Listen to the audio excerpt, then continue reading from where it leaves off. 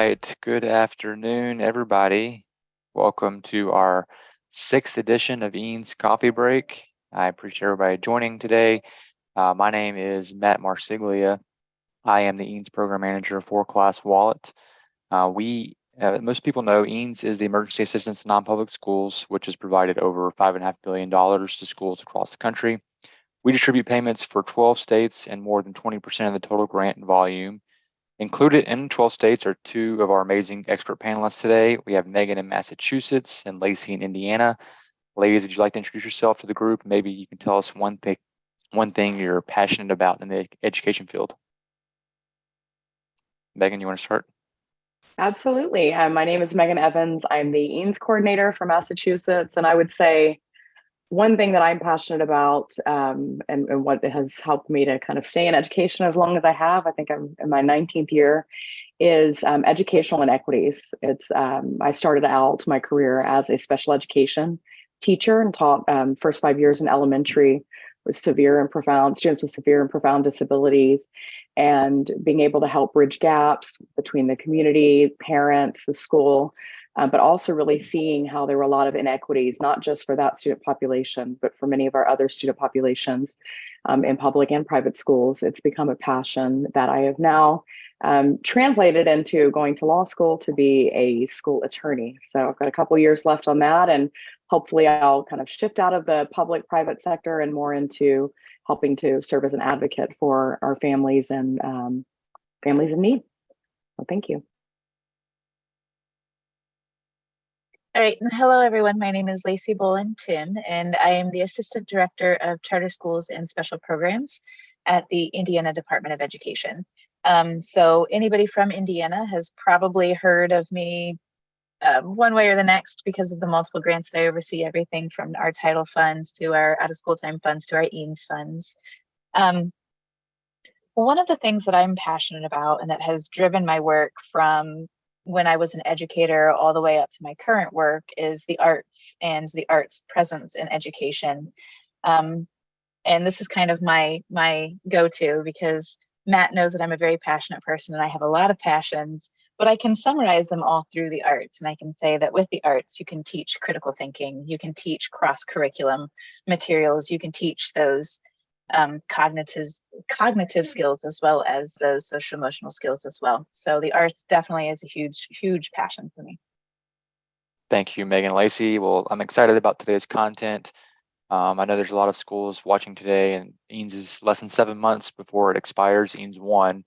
And I know at the beginning of the grant cycle, many schools focused on purchasing technology because their school was outdated, and of course, PPE and cleaning supplies to reopen safely.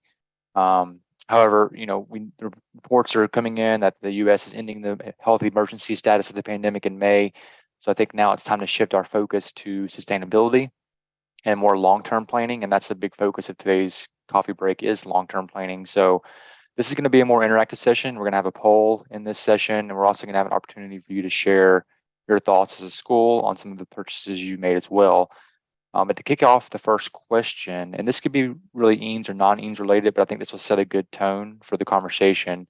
But Lacey, if you want to start, what are some ideas on how schools can enhance the culture and climate of your school based on things that you've seen in managing the program? Yeah, so that's a great question. I definitely agree. It's going to help kind of set the tone of the conversation. Indiana has seen a wide variety of uses for EANS funds. A lot to really assist with transitioning back into the school setting. We removed students, and who knows what happens in their time when they were learning from home. But we've seen a lot of tools to help assist them in transitioning back, whether that be supports for emotional regulation, whether that be specific sets of furniture that are intended to engage students a little more thoroughly. We have seen a plethora of things. Staffing has been a huge thing as well that we've seen. And I feel like to kind of control that culture and climate, the one thing that Indiana has really focused on is the capacity of EANS to not only address issues that were caused because of the pandemic, but things that were exacerbated by the pandemic as well. So if you had an initial plan for how you wanted the culture to shift in your school, being able to utilize EANS funds to continue to grow that, thinking along the lines of those, supports when it comes to emotional health and well-being, if that was a path that you were already on, clearly was exacerbated by the pandemic, being able to continue to implement those supports, whether that be creation of de-escalation rooms, additional staffing, counselors, things like that. We've seen all of those things here in Indiana. All right. Well, I agree with everything, Lacey, that you've said. I would also add, not only the arts, but to Lacey's point earlier, that has been something that we, as she mentioned, we really kind of were in emergency response mode, right? When we first got these EANS funds and processing reimbursement for things like COVID tests and hand sanitizer and masks. And then kind of starting to turn to, okay, now what do we do for the right now to help close gaps as effectively and efficiently as we can, social emotional gaps, academic gaps, and those inequities that are some of our student groups face. But then speaking to the long range, we started to look as a state and we started to realize that we hadn't really had a lot of focus with the EANS program funding initially on things like behavior, discipline, those sorts of classroom supports, strategic planning, long range planning for, okay, we're hiring these consultants to come in and help address learning gaps now, but that's kind of a point in time, maybe based on one assessment or a year's worth of assessments and data. So what do we do with how do we benchmark, develop a plan for 3 years out, 5 years out that the school can implement, and also be mindful of implementing with fidelity, monitoring that.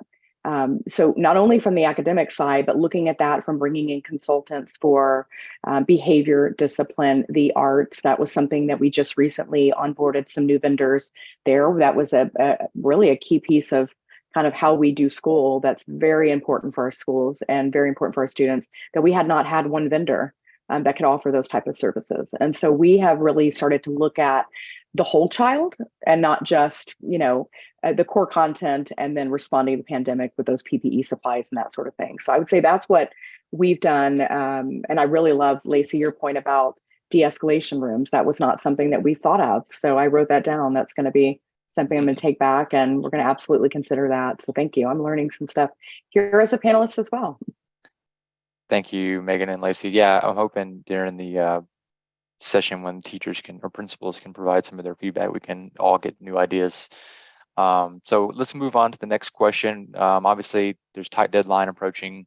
A lot of schools still have a lot of money left. And so let's move into the sustainability aspect of the program and really the long-term planning. So when the funds expire, we want the schools to be able to feel like they're still, accessing these resources. And we already talked about prior to the pandemic, a majority of schools lagged technological trends, and now EANS is a great resource. But what is the area of focus for the remainder of the grant on long-term planning? Can you guys provide a few examples for that? Lacey, you want to start this one? Or actually, Megan, sorry, you can start this one since. Sure.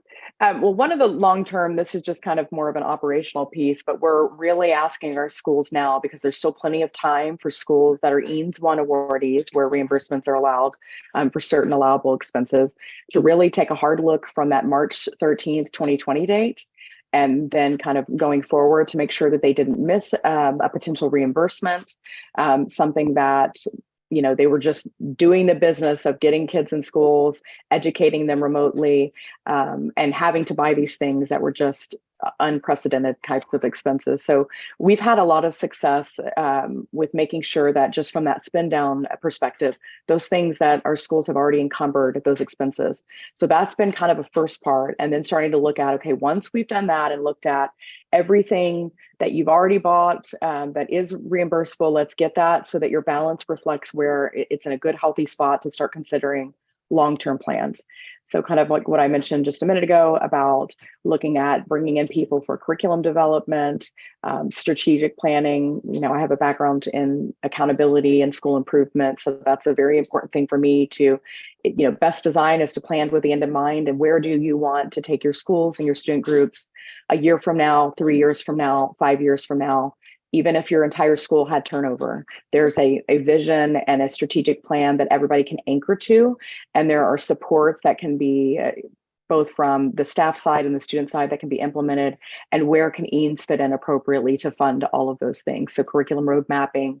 Another big thing that is always a suggestion that I find to be very powerful when it's done right is vertical alignment of content, particularly focusing on reading and math or ELA, and then kind of branching out to science and social studies, so that that alignment from K-12 as a school system is where it needs to be.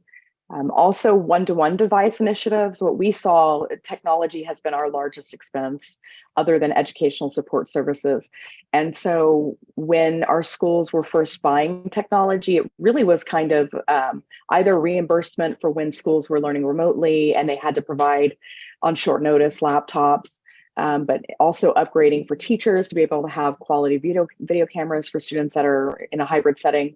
So now really thinking about, okay, now how do we shift that to a one-to-one device initiative, and making sure that that's a good solid structure in place that then the school can assume some of that funding later on in their own school budget, from just maybe replacing 10% of the devices, or if you have a larger school enrollment 1 year after the EANS. So it shifts more to like a maintenance than having to kind of launch into a full one-to-one device initiative. That would be a great recommendation for EANS funds. And then, to our points about mental health, healthier classrooms, it is very difficult to get students to be able to engage in learning when there are discipline challenges, when students are frustrated in the classroom, when students are not engaged in the learning, addressing all types of learners in an inclusive classroom. So any supports that you can utilize in these last 7 months to help put a plan in place for that for every grade level. What does engagement look like? And what does inclusion look like in a first grade classroom? What does it look like in a fifth grade classroom? And, making sure that you're supporting your teachers and your students in that. And then also family engagement, making sure that that is taken from the school environment and that they go home, and that there's some supports from parents with, completing academic assignments at home. So how do we engage our parents in this process as well? We've brought on some educational support vendors to help assist with that as well.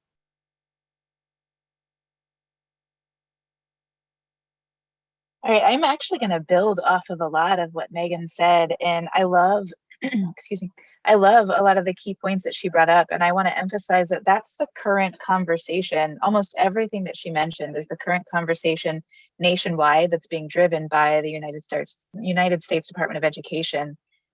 Even the release of the new funding for Bipartisan Safer Community Act, every bullet point that you hit when it talks to equity, when it talks to inclusion, when it talks to family engagement, those are the 3 core pillars that United States Department of Education is focusing on right now, which we'll kind of touch about later in our conversations when we talk about other types of funding. But I just kind of wanted to put that little plug in there, is that everything that you just mentioned, all of those things, when we're thinking about sustainability, they're not going away. This is just the start of that conversation.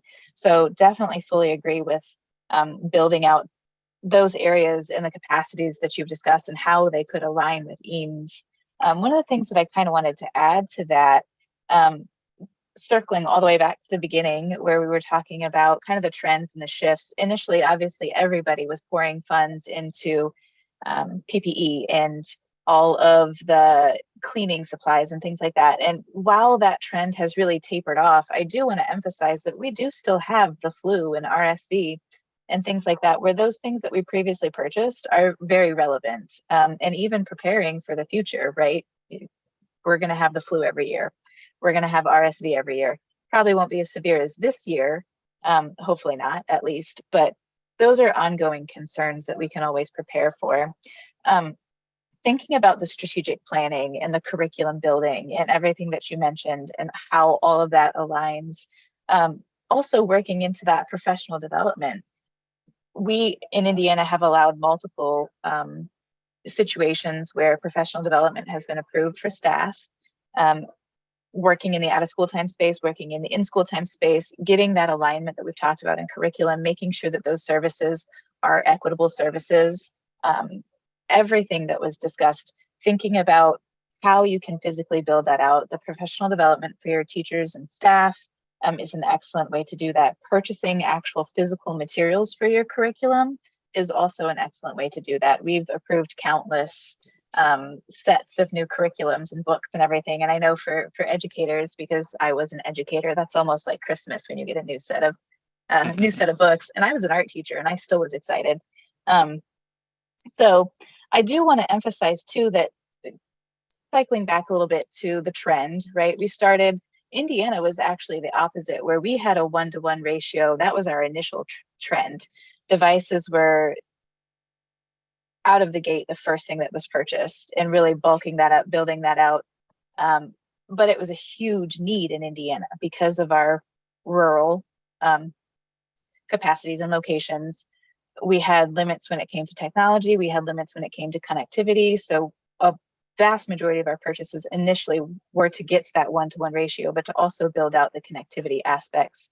We still kind of see that. And I do want to emphasize that there are still areas where you can build technology out within EANS in a way that isn't specifically related to remote learning, even just building out the capacities of your classroom itself. So kind of keeping that in mind as well.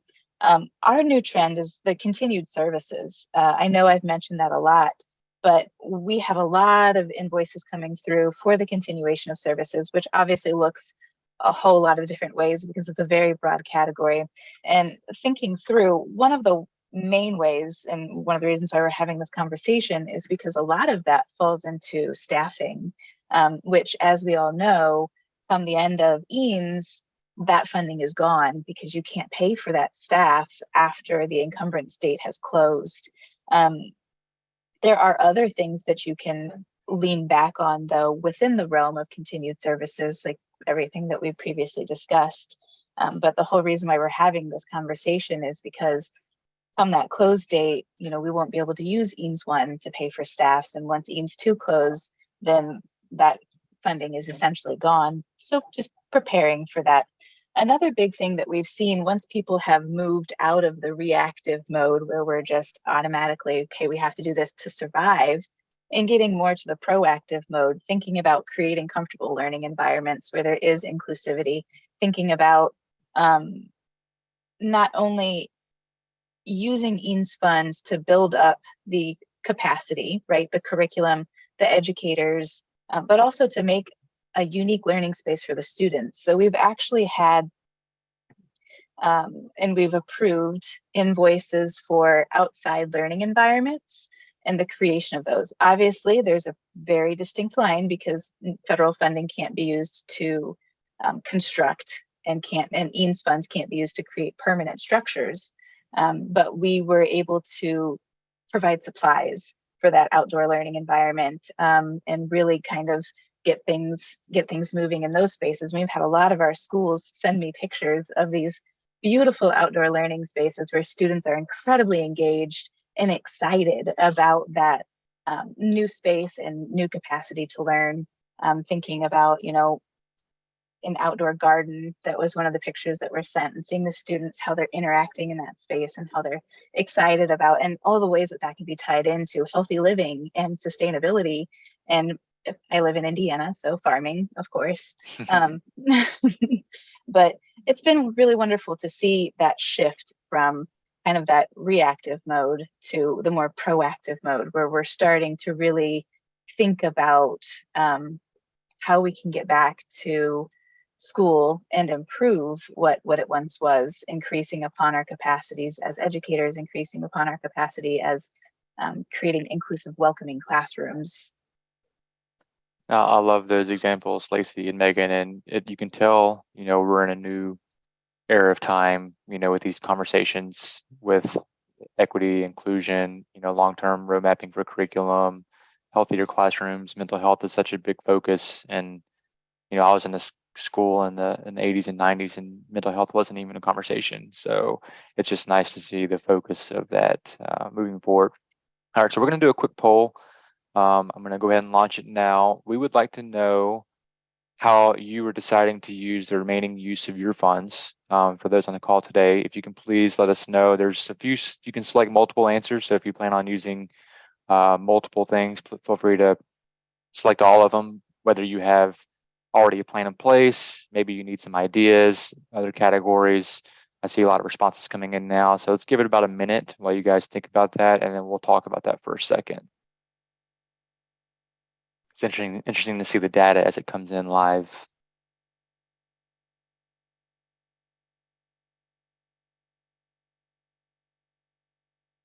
And we listed the categories that were some of the top categories we see in the program. Of course, as most people know, there are 12 categories total you can spend your funds on. And these are the categories that we see are the most relevant. All right, so we've got about a minute gone by. We've got already 64 people have responded. So it looks like I'll go ahead and end the poll, and then I can share it.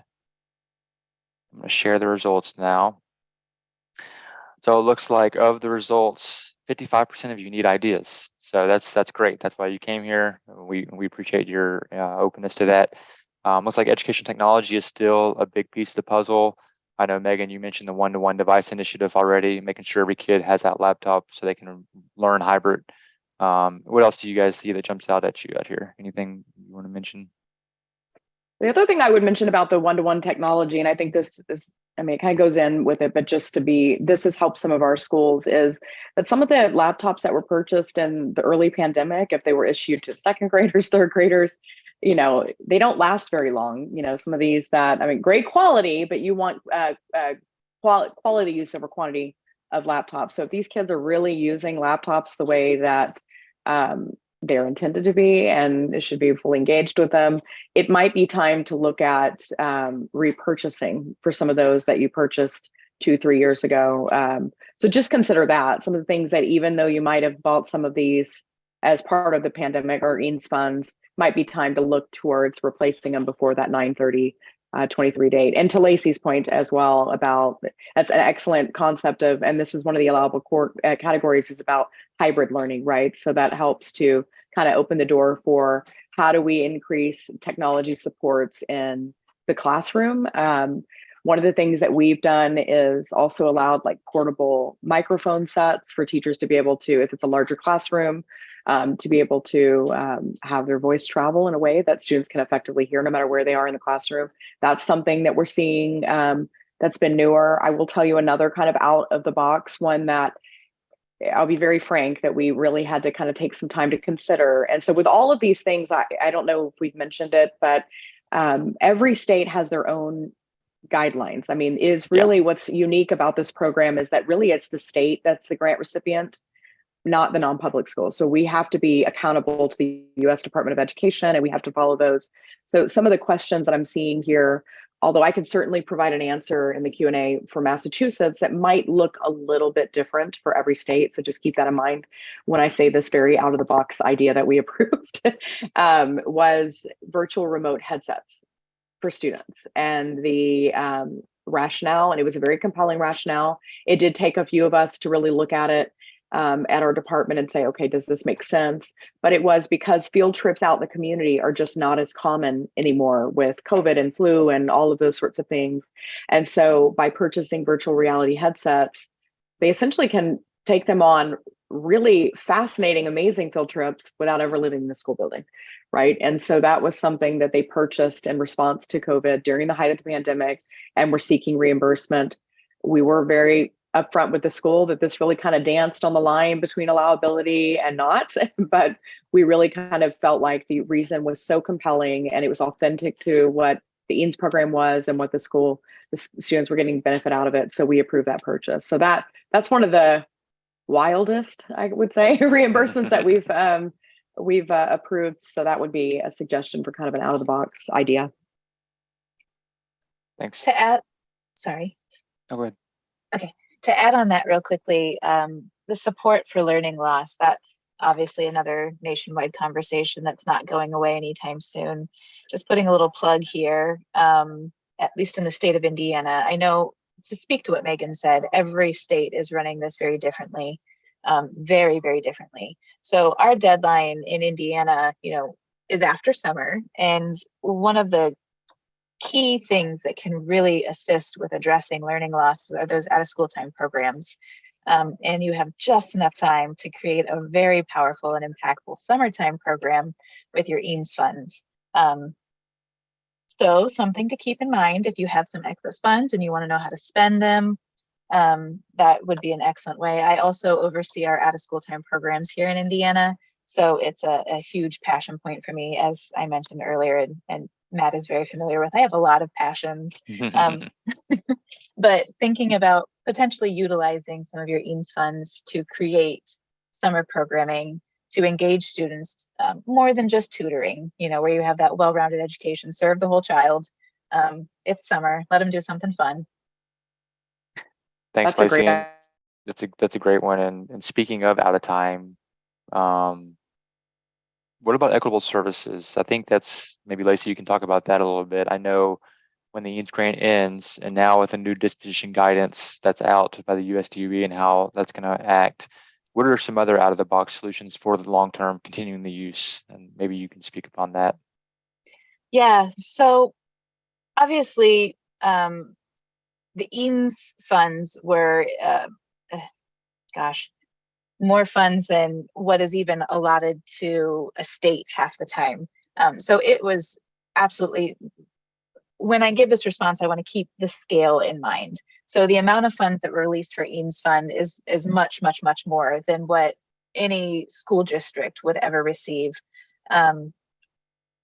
But there's always the option of looking into equitable share. So it is mandatory for schools that receive title funds to offer equitable share. And that looks a little different in every one of the lines of title funds, but it's something that can absolutely be used to continue these processes. Title IV, everything that I have approved with EANS would easily be approved with my Title IV funds. So thinking of a school, a non-public school that is legally required to have access to that equitable share, that's definitely a path that they could continue on. I just spoke to out of school time programs. Every state has a 21st CCLC program, which is 21st Community Learning Centers. Those also have equitable share. It looks very, very different. And really what it is that the school that it has the program has to allow access to their programming. So it does take a little bit of cooperation with your local education agency or your local school district, but that funding is available and could easily support all of the initiatives that you have implemented with EANS. The amount of funding that you're going to receive is obviously going to vary by your school district and by the funds that you're utilizing, but equitable share would be present in Title I, Title II, Title IV, Title III, and Title IV-B, which is the 21st CCLC program. So definitely keep that in mind. And if it's not something that you've considered in the past, consider utilizing that as a means to continue these services on a smaller scale. You'll need to taper down a little bit. But if you plan successfully, that kind of offboarding of funds won't be as much like you're falling off of a funding cliff and more like you're just gradually gaining independence. Thanks, Lacey. That was great. I know equitable services is definitely a great way to continue, which is annual, right? Those are all annual programs renewing the equitable services, and every state has that. So definitely a great idea to maintain after the EANS funds expired. So we running out of time here, so let's ask one more question, and then we'll get into the Q&A. And we also would like some of the schools, you can go ahead and start sharing if you like, but we wanted to ask the schools, did you have any specific ideas that you wanted to share with the group on how you enhanced your culture and climate? Maybe you've already spent the majority of your funds and you had a great project that you implemented that we haven't even talked about today. Feel free to share it in the chat and the Q&A, and then we'll read through that. And if it resonates with us, hopefully we can share it with the group. But moving forward with the last question, let's pretend we have 3 months left. Let's fast forward the time clock. It's now June, and 3 months left to spend the funds. You have a lot of money left over. You're a state admin. You don't want to give the money back to the government. That's the last thing state admins want to do, is give the funds back to the government. How would you suggest to your school for some big ticket items that you guys see that have already come through, and maybe as a last minute way to spend the funds? What are some big ticket items you guys can think of?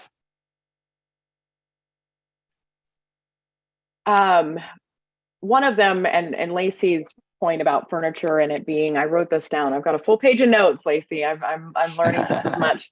being a student as much as I am a panelist here. But the comfortable learning environment, which when Massachusetts first launched EANS, we kind of said no furniture at this point. Let's really focus on kind of those emergency responses, reimbursements, and educational technology.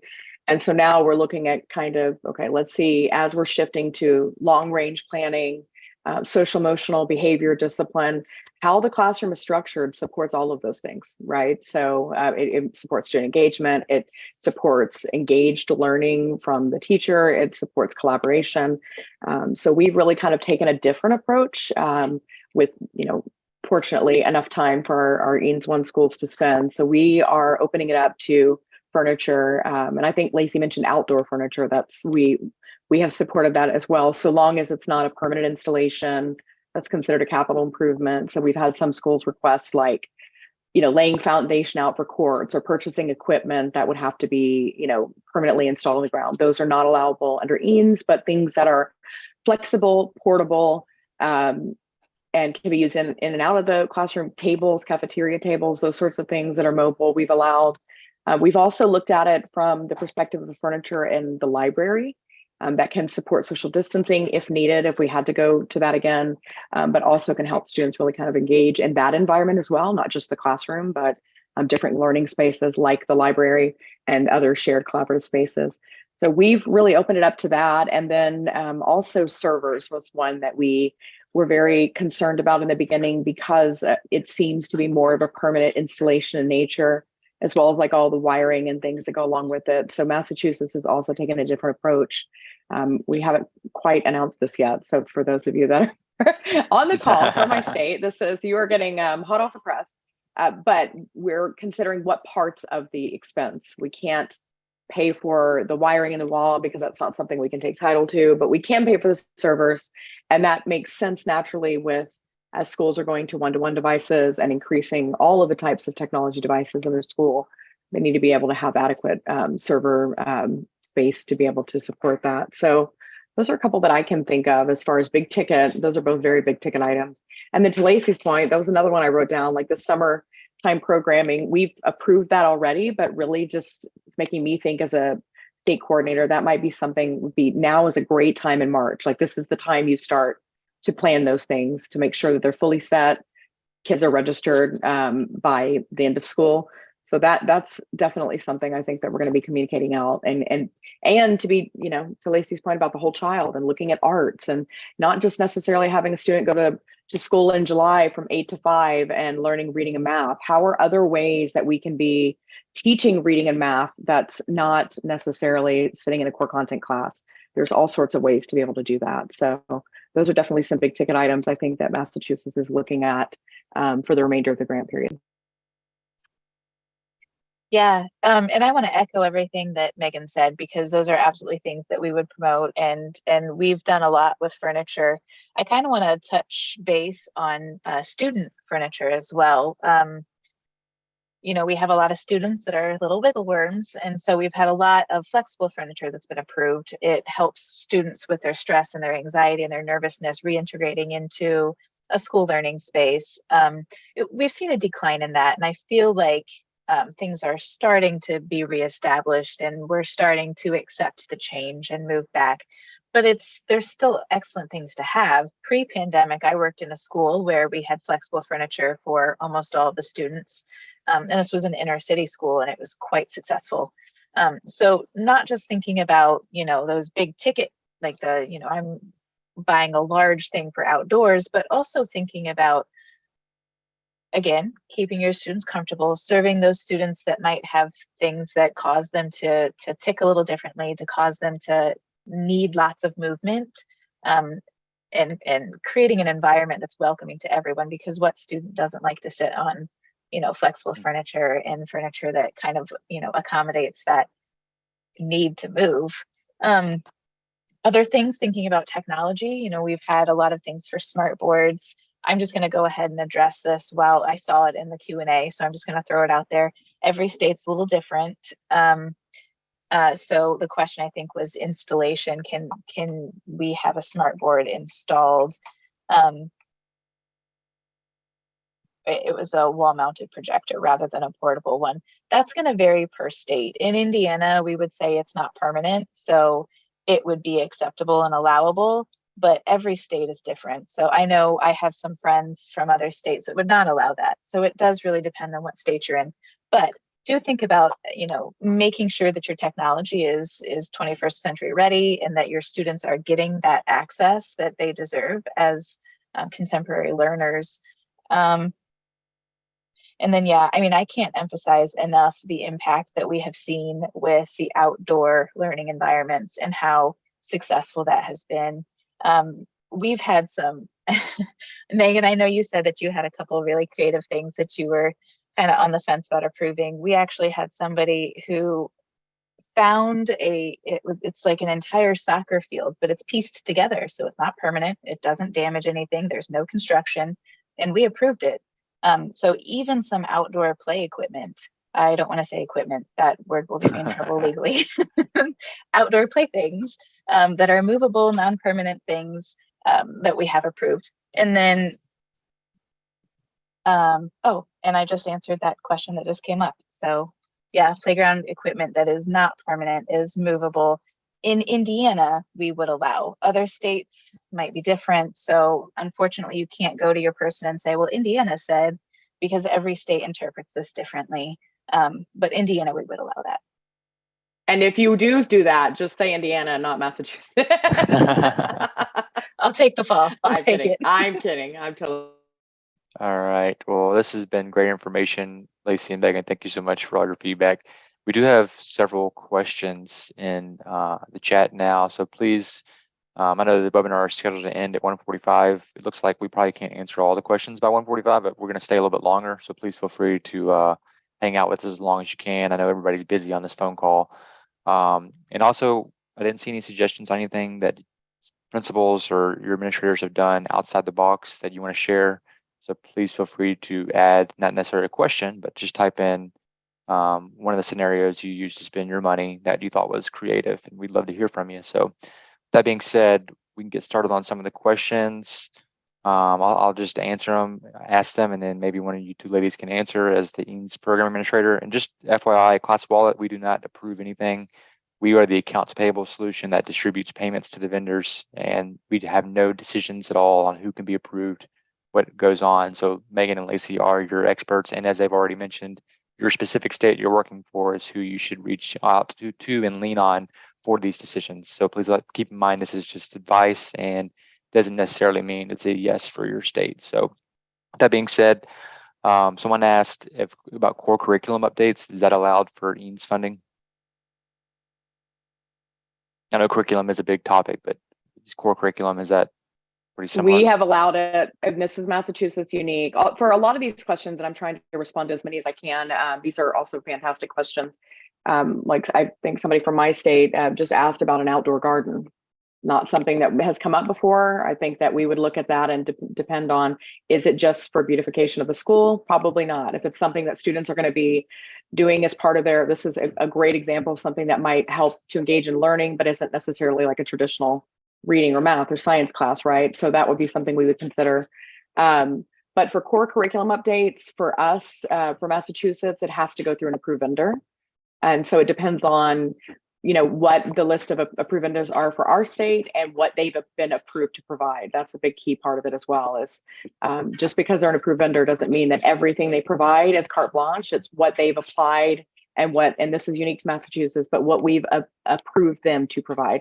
And we do have a few of our vendors that provide core curriculum updates, because that goes to that kind of long range planning, right? Like that would be important for us to help set up schools for success. So yeah, that would be something that we would allow.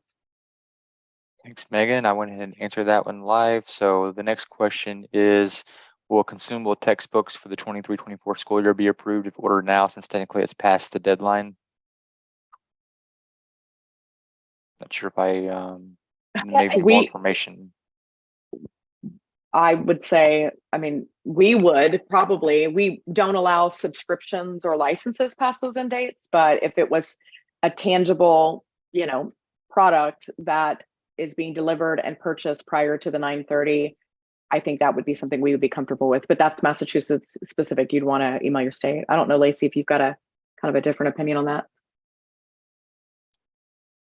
Yeah, I'm sorry, I was trying to reread the question, but I think it's gone now. But no, I think that the one thing that I want to emphasize when we're discussing curriculum is a lot of the reasons why I have not approved certain curriculum is because it does have to be non-sectarian. So we do have to make sure that if it is core curriculum, it's math and not some sort of religious study or anything that could be tied to that. So that's the one little caveat that I want to throw in there, is that because it is federal funding, we do have to keep that separation. Great. All right. The next question is, if curriculum, staffing, and other needs are not listed on our application, are you still able to purchase these items using EANS funds? I can answer that from a broad perspective. Each state has their own vendor platform that how they decide who's approved, who's not approved. Most states have already vetted a lot of vendors. You can still have the autonomy to choose vendors for a lot of the states. So if you have somebody in mind, they can actually apply to be a vendor. With that being said, you guys can also offer your guidance on that. Because Lacey, and you're still accepting new vendors in Indiana, correct? Yeah. Yeah, we are still accepting new vendors. And it almost sounds like they're kind of alluding to an amendment as well. So if in Indiana, if you requested A, B, C, and D, and now you need, J, K, and L instead, then you just submit an amendment. So each state, that process is going to look incredibly different because those are just internal processes that we've developed. But yeah. I know leasing of buildings is allowable for spaces, leasing land allowable. It's the first time I've heard that one.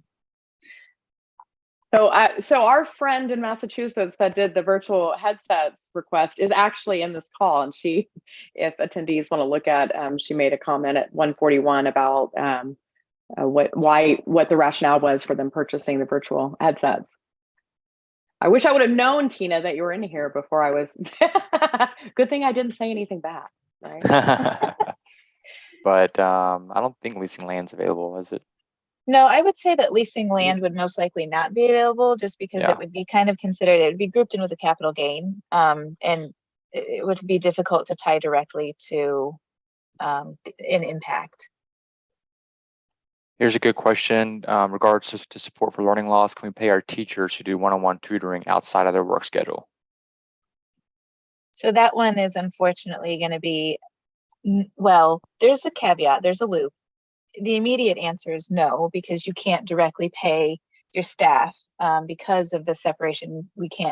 Federal funds can't directly go to a non-public school. So technically they're awarded to, in our case, Indiana Department of Education. But what you can do is you can contract with a staffing agency. I know I saw somebody, I assume that they're from Catapult, but Catapult is nationwide and they do a lot of staffing for Indiana, which means that they will essentially pay your teacher to continue that tutoring. They also support out of school time programs as well. They also provide professional development as well as a couple other things. I'm not endorsing them because that's illegal for me to do, but they do have a lot of benefits that they've brought to the EANS platform. And there are several options, at least here in Indiana, for staffing and professional development and other supports. So while you can't directly pay your teachers and reimburse for that, you can pay a third-party vendor. Thank you, Lacey. And the next question is about the deadline. Do you need to submit all requests before? It looks like the question was answered. Megan, sorry, yeah, it was from my state. It was a question about, can they purchase things all the way through 9/30/23 and then have time a couple weeks after? And the answer to that is yes. And we haven't landed on kind of a specific date for that yet. But the short answer is yes, they can purchase all the way through 9/30, so long as it's not a license or a subscription. In Massachusetts, it can't be, you can't purchase a 5-year license for a software learning program on 9/30/23. That would not be allowable. But other things, like if you needed to make a laptop purchase on 9/30, that would be. And we have kind of a buffer window after that for submission of required documentation in ClassWallet. Yeah, and that's actually bigger than just EANS. That's that's the encumbrance date. So basically your money has to be promised by 9/30, and it can't extend or expand that due date. So no subscription would be legal. So that would be statewide, or I'm sorry, nationwide. It wouldn't be a per state thing per se. And then typically it's at least 30 days to liquidate those funds. All right, so thank you guys. Next question is, do we have ability to see a list of companies that we're not sure what kind of services they provide? You know, you could probably lean on your state admin for that, but we do have a resource, ClassWallet. We've created ClassWallet EANS pages for each of the states that we manage.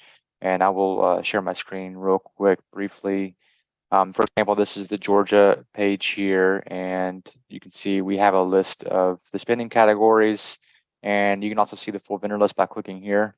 And the full vendor list goes to a smart sheet, which is just a report that actually lists every vendor, and it also has their category along with the phone number and contact and email. So depending on your state that you're in with ClassWallet, if you just go to classwallet.com/your-state-EANS. So for example, this case was classwallet.com Georgia-EANS.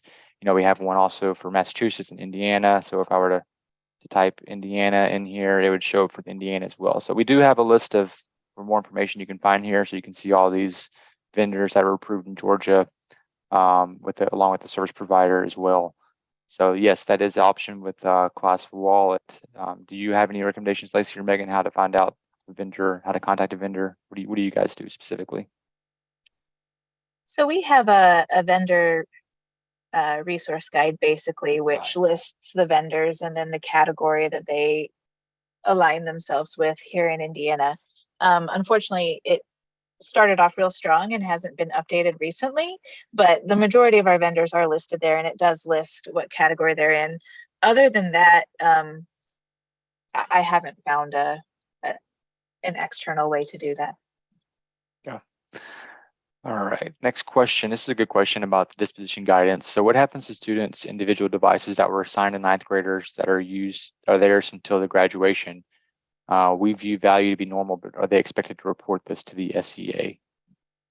So I'm guessing that's in regards to getting rid of the laptop because it's technically owned by the state. There has been new guidance out. How do you want to handle that question? Lacey or Megan, do you want to take that one? It's going to be state specific, their disposition, and there's a required inventory for equipment and supplies under the EANS program, because kind of to my point earlier about the state actually being the grant recipient, we have to have the ability to take title to any equipment and supplies that meet in those categories. So like we just earlier this week sent revised inventory guidance based on the January disposition guidance. We haven't sent out disposition guidance yet, but I can tell you just from our internal state conversations, everybody is kind of interpreting it a little different. So that's another question that you definitely want to contact your school or your state EANS representative. Thank you. One more question is, can we pay for fall specials? This particular school would like to continue their robotics program, which we pay for now with EANS funds. Sounds like they want to do a robotics program for the fall. We don't allow for future services or services yet to be provided in this type of category. I think that's outlined in the EANS guidance, but it's also a state requirement. So if it's something like professional development, any sort of kind of like curriculum supports, the invoice has to be submitted after the service has been provided. We cannot, in the event that a principal changes their mind or runs out of money or whatever, we can't chase down a consultant and be requesting, a reimbursement. And so it has to be, and there are some caveats in the guidance, but we have a strict no pay for future services and services yet to be provided. So for that, we would say you would want to bill that after like on 9/30, I guess. And it would only, like if it was Massachusetts, we would only pay for the services through 9/30/23. Indiana would do the same, but I would also recommend that if you have that robotics program and if you're already allocating, if you have funding that you're spending on supplies and materials, just switch that so that you save your funds to pay for staffing and you utilize your EANS funds to pay for the materials. So the 9/30 deadline still is the same, and it's the same in Indiana where you have to pay for services that have already been rendered, as with most federal funds. but there might be some ways that you can rearrange your internal budget to cover that. I did want to actually, Megan, your school, Tina, she mentioned, no, I didn't want to read it out loud, the comment. We did the VR headsets for our middle school, and the teachers loved them so much, we were ordering more for younger grades. We're also ordering the robots for the 6th grade classes from the EANS robotic vendor. So thank you, Tina, for that. And Tina also mentioned the outdoor garden, which to me, that's like a mental health purchase. So I like that. I think that could be under mental health. So we have 3 or 4 questions left. And then we'll let you go. If for those on, thank you for being with us today. And there is a short survey at the end, if you don't mind filling it out to help us get better at these.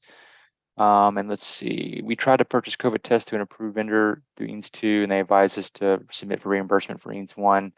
Raymond, that's going to be a very state-specific question. I would just rely on their guidance. So if they want you to do that, then I would probably just go ahead and move forward with that and buy them and submit for reimbursement.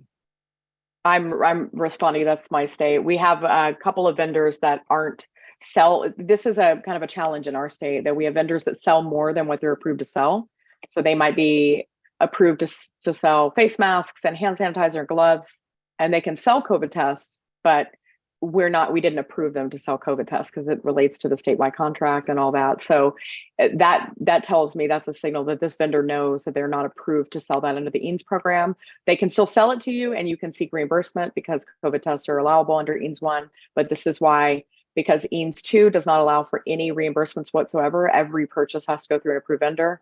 This is why they're telling you to use your EANS 1 funds.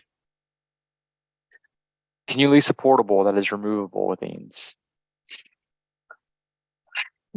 It depends on the purpose. I mean, if the purpose is, tied to pandemic for Massachusetts, we would look at that. The other pieces that we have to consider is reasonability of the expense. Right now, from my understanding, for some research we did for a school, portable classrooms are in very high demand, and the price has gone up exponentially since the pandemic, or just portable buildings in general. But there's a lot of that goes into a portable building that isn't allowed, at least in Massachusetts, because you can't just dump a portable building on the grass and leave. There's got to be ADA compliance. It has to be safe, secure. So there's only a portion of it that we're willing to pay. But like laying foundation for it to stand on and the wiring for Wi-Fi, because if you're going to have students learning, all of that would not be allowable. So that's, again, something that you definitely want to talk to your school about, or your state. Sorry, I keep saying school. All right, and we have a couple more suggestions before we wrap it up. It looks like Michelle also said she uses Catapult and she included our staff contracted through them, so that's good to mention.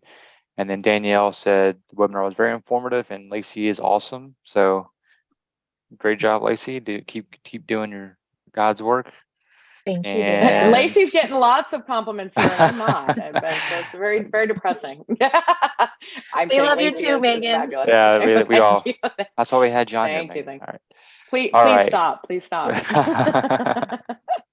All right, everybody. Well, this is all the questions. I appreciate everybody's time today. We went a little bit over, so thanks for everybody that stuck with us.